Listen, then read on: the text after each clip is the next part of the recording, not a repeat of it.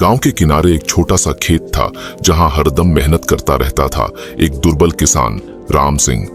उनके घर में एक बेटा था जिसका नाम था रमन। रमन को काम करना कभी पसंद नहीं था। वह हमेशा घर में बैठकर आराम करना पसंद करता था। एक सुबह जब राम सिंह अपने खेत में काम कर रहे थे, तभी रमन उठा और धीरे धीरे बाहर आया। वह देखता था कि उसके पिता कितनी मेहनत से काम कर रहे हैं। राम सिंह ने रमन को देखकर कहा, बेटा, आज तुम भी मेरे साथ आकर काम करो। खेतों में बहुत काम है और मेरी मदद की जरूरत है। लेकिन रमन ने कहा, पापा, मुझे थोड़ा और आराम करना है, मैं बाद में आ जाऊंगा। राम सिंह निराश होकर काम करते रहे। दिन भर काम करते करते राम सिंह थक गए। जब वह शाम को घर लौटे तो रमन को घर पर ही सोते हुए पाया। राम सिंह ने उसे जगाया और कहा, बेटा, तुम्हें भी काम करना सीखना होगा। घर में बैठकर आराम करना तुम्हारे लिए अच्छा नहीं है। लेकिन रमन ने कहा, पापा, मुझे काम करना पसंद नहीं है, मैं आराम करना पसंद करता हूं।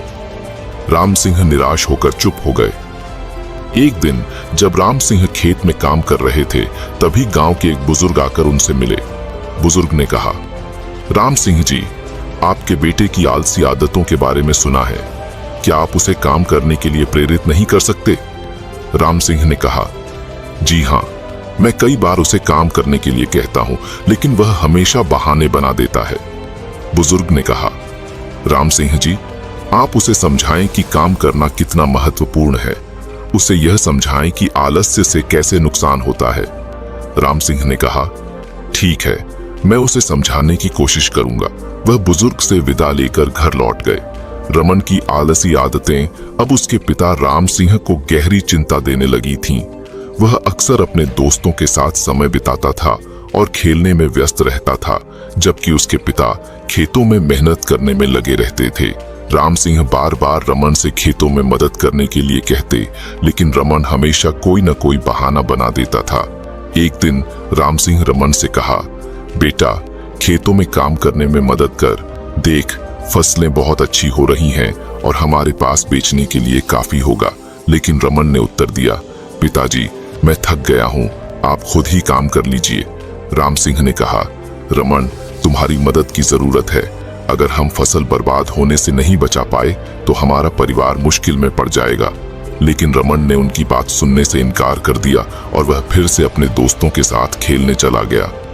राम सिंह बहुत निराश हुए।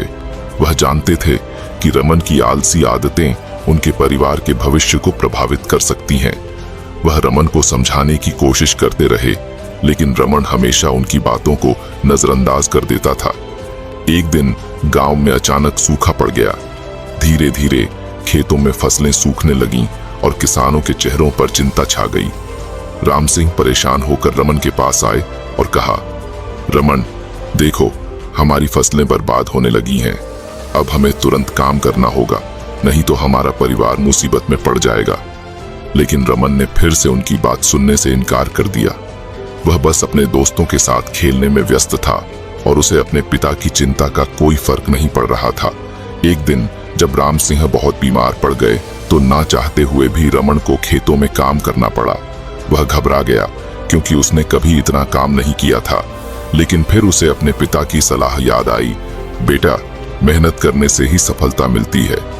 इस बात को याद करके रमन ने खेतों में जाकर काम करना शुरू कर दिया। शुरू में उसे बहुत कठिनाई हो रही थी। उसके हाथ दर्द करने लगे और वह थक गया, लेकिन वह हार नहीं मानना चाहता था। उसने खुद को प्रेरित किया और काम करना जारी रखा। धीरे धीरे उसकी मेहनत का परिणाम दिखने लगा। उसने देखा कि फसलें अच्छी हो रही हैं और खेत साफ हो रहे हैं। एक दिन जब रमन खेत में काम कर रहा था तो उसके पिता राम सिंह बाहर आए। राम सिंह बहुत प्रसन्न थे देखकर कि उनका बेटा मेहनत कर रहा है। उन्होंने रमन से कहा, बेटा, मैं तुम्हारी मेहनत देखकर बहुत खुश हूं। तुमने मेरी बात मानकर काम करना शुरू कर दिया है। मैं जानता हूं कि शुरू में तुम्हें कठिनाई हो रही होगी, लेकिन अब तुम्हारी मेहनत का फल दिखने लगा है। रमन ने अपने पिता की बात सुनकर खुद को बहुत अच्छा महसूस किया। वह अब समझ गया था कि मेहनत करने से ही सफलता मिलती है। उसने अपने पिता से माफी मांगी और कहा, पिताजी, मैंने आपकी बातों को नहीं माना और आलस्य में डूबा रहा, लेकिन अब मैं समझ गया हूं कि आप सही थे। मेहनत करने से ही हम अपने लक्ष्यों को प्राप्त कर सकते हैं। राम सिंह ने रमन को गले लगाया और कहा, बेटा, मैं तुम्हारी इस बदलाव से बहुत खुश हूँ। तुमने अपने आलस्य को छोड़कर मेहनत करना शुरू कर दिया है। अब तुम्हारी फसलें अच्छी हो रही हैं और गांव में खुशहाली लौट आई है। मैं जानता हूं कि तुम्हारी यह सफलता तुम्हारी मेहनत का ही परिणाम है। रमन ने अपने पिता की बातों को ध्यान से सुना और उन पर गौर किया। वह अब समझ गया था कि मेहनत के बिना कोई भी सफल नहीं हो सकता। उसने अपने आलस्य को छोड़कर खेतों में काम करना जारी रखा और धीरे धीरे उसके मेहनत का फल दिखने लगा। गांव के लोग भी रमन की मेहनत और उसकी सफलता से प्रभावित हुए।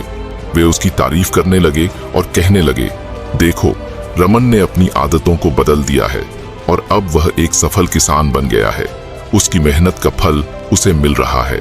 एक दिन गांव के मुखिया रमन के पास आए और उससे कहा, रमन, तुमने अपने जीवन में बहुत अच्छा बदलाव किया है। तुम्हारी मेहनत और जिम्मेदारी का हम सब गवाह हैं। तुमने हमें यह सिखाया है कि कैसे एक व्यक्ति अपने जीवन में सकारात्मक बदलाव ला सकता है। रमन ने मुखिया के शब्दों पर गौर किया और उनका आभार व्यक्त किया। वह अब समझ गया था कि आलस्य से कितना नुकसान हो सकता है और मेहनत का कितना महत्व है। उसने अपने पिता की बातों को हमेशा याद रखने का संकल्प लिया ताकि वह अपने जीवन में और प्रगति कर सके। इस प्रकार रमन की कहानी एक सफल यात्रा बन गई, जिसमें वह अपने आलस्य को छोड़कर मेहनत करने लगा। यह कहानी हमें यह सिखाती है कि कैसे एक व्यक्ति अपने जीवन में सकारात्मक बदलाव ला सकता है और अपने लक्ष्यों को प्राप्त कर सकता है।